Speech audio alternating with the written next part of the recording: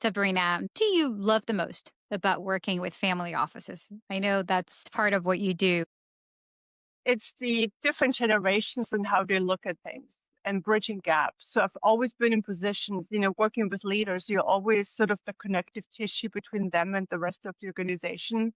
And I've always been sort of in, I don't want to call it broker because to me, brokerage, it's a bit seedy and it's not the right context, but I've always been I've always been the connection point of everything.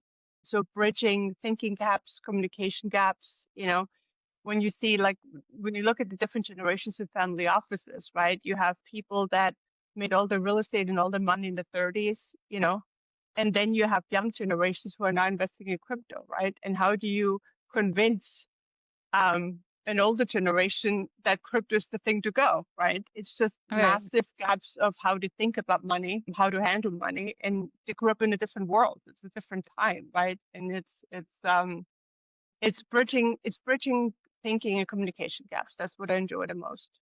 Not just with family offices in general, right? Like, if somebody is totally opposed to something, like how do you open them up? Well, there's a reason why that person thinks in that way. Have you thought about that?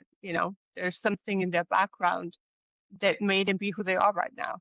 And I'm just, again, it's curiosity, right? It's not, I and think I'm very non-judgmental.